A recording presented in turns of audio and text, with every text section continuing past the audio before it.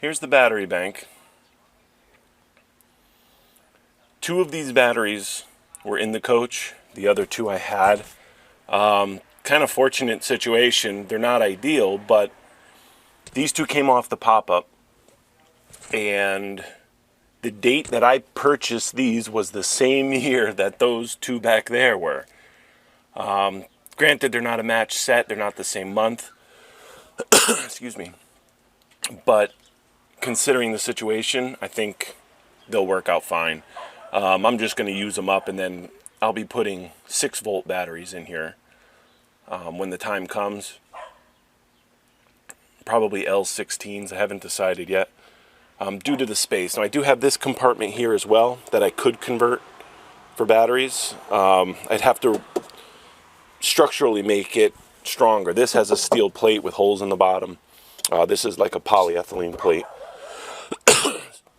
Excuse me. But I was fortunate to have the same type, size, and year batteries. So what I did is I took them out, I ran them through a reconditioning cycle and equalizing cycle individually. Then I did them as pairs, and then I did them as all 4. So water levels are all good. Specific gravity is all good.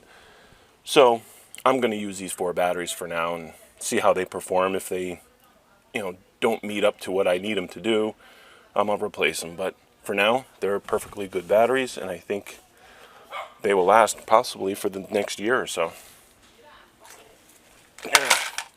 One of the things I did do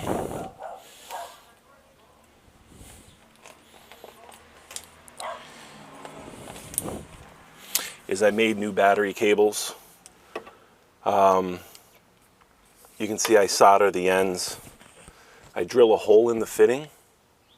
I crimp them, drill a hole in the fitting, and then put solder in that hole to just make them more durable. These are 1-gauge welding wire. And to balance them, they're all the same length, so that when they're installed, there's 4 small ones, and 2 small and 4 large. So there'll be 2 shorties, and the rest will all be long, so that they'll be balanced out. And then I'll draw from opposite corners of the bank. In other words, the positive on this side to the negative on the battery on the far side. Right now I have it switch turned off, and I'm going to install the cables.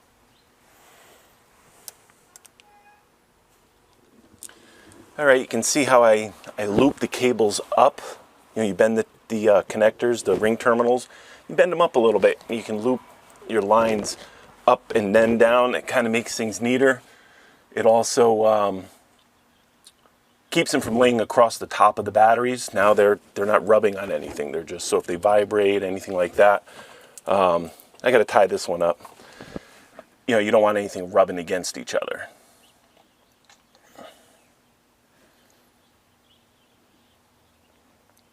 Now there's one cable in the center here. It is 1 gauge, but it's a little smaller. It's about 1 inch smaller than the rest. I ran out of ring terminals, so I used that one.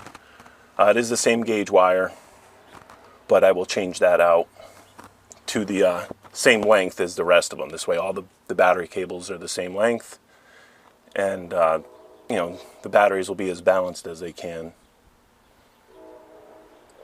We are energized. I turned the disconnect on. Voltages are all good. So we'll see how that looks, or how that works out for me in the future. Alright guys, well, the generator's running. Let me show you what I got going on here. I have all the lights on. Pretty much every single light I can put on in here is on. I even have this space heater running right now off the generator. What I want to do is I want to flex the generator. I want to, give it an exercise, let it run for a while under a good load. I do notice my charge controller is reading 13.3 volts with the generator running and everything on. This is something you guys should check also with your generator. Let's see if I can get a good shot at this without unplugging it. What you want to do is you want to see what your voltage is coming off of your generator. You can see here, it'll fluctuate a little bit, 120, 122, 120, 122. You want to do this under load as well as no load, okay? Because RPMs on a generator is pretty much what tells you your voltage. So your generator might need an adjustment if the voltage isn't right. You know, it could damage things that you plug in if you're running undervolt or over voltage. So at least that's my understanding of it. So here you see I have it plugged in to the outlet, you know, just the prongs of the multimeter in there, in my Harbor Freight piece of junk multimeter here. And if it's within a few volts, you're fine. So you can see, now you want to do this under load and without anything, with the generator just running, you know, with no load on it. Something to check now and then, you know, you really should check. So, but with the heater going on high and all the lights on, we're doing good. I did the same test when I put the new batteries in. Well, not the new ones, but the 4 Group 24 batteries. I had all the lights on for a while just to see, you know, flex the batteries a little bit, make sure everything was tight and everything looked good. So that's it. That's what I'm doing now. Checking that out. I'm going to start working also on the electronics in here. There's my charge controller, the MPPT.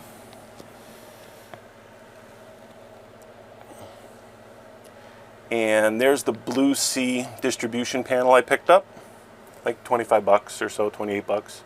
The Wi-Fi Ranger. And now I just have to start laying out the wires and getting stuff in here. I'm also going to put a socket in here for a small inverter, like, you know, one of those plug-in dashboard ones, the cigarette lighter ones, because generally that's enough to run the TV and VCR and game system, stuff like that. So I'm going to try that out. We're going to see how that works out, but that's what I'm going to be working on next.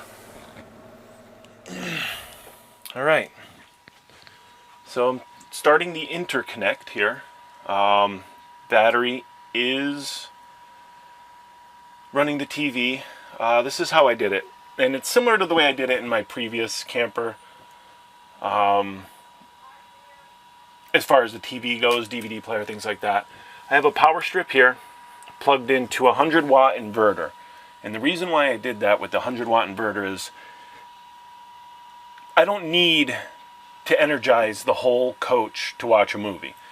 When you're running off solar and things like that, you need to be efficient and only use the power that you need. Kind of like, I guess you could say it's like electricity on demand in certain areas. And I like to use these 100. This is 100 here, which is more than enough to run my TV, DVD, and stuff like that. Now what I did was I put in a Blue Sea distribution panel. And what that allows me to do is fuse everything individually, which is nice. I have a 5 amp fuse going to the Wi-Fi Ranger and a 15 amp going to the small inverter. The reason why I did this, I fused it for under the wire gauge. In other words, everything in here can handle more amps than the fuses will allow, so it's protected. The Wi-Fi Ranger is using 14 gauge wire, but it doesn't draw much, so I used a 5 amp fuse on that. The inverter wiring going to the cigarette plug that I put up there. That one there, I put a 15 amp fuse on. You know, that's 14 gauge wire, but I want to limit it to 15 amps. I might put a 20 in there and change it out to 12 gauge wire, but we'll see. I think that'll be more than enough. And then you'll see the whole system, as far as the distribution, is fused with a 40 amp breaker. Now this here was something I wanted to try. I don't know how good these breakers are, but it gives me a disconnect. So all I have to do, push the button, and it's fused, just like a breaker in your house. And then to reset it, flip it up, you'll hear the Wi-Fi Ranger come online. All right, I don't know if you guys heard that. And the upper right hand here, right up here, is the 24 volt converter. The Wi-Fi Ranger seems to run much better on 24 volts rather than 12 volts. So if you're having problems with your Wi-Fi Ranger and you're running it off 12 volts, it's, you know, a cheap thing to try is get a 24 volt converter and see if that helps. I ran 6 gauge from the output of the charge controller to the distribution. And the reason why I did this was the charge controller is rated for a 40 amp output. And that's why I have a 40 amp breaker, so to make sure I don't draw more than that. Hey guys, all right, well, we are getting propane for the first time. We took a little ride today, put on about 50 miles. We're over here at a Tractor Supply. Price is $1.89 a gallon here, which isn't bad. The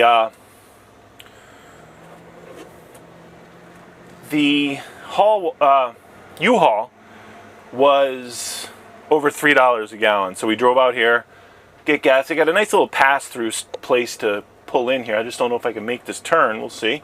Let's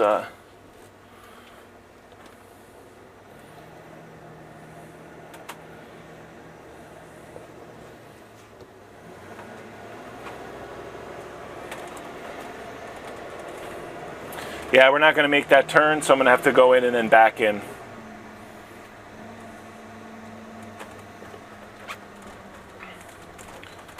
So going through all the cabinets and stuff is done, and it really helped tightening all the screws and everything else. Everything's nice and quiet. I wouldn't say real quiet, but much quieter than it was. All right, guys, I'm going to need 2 hands here.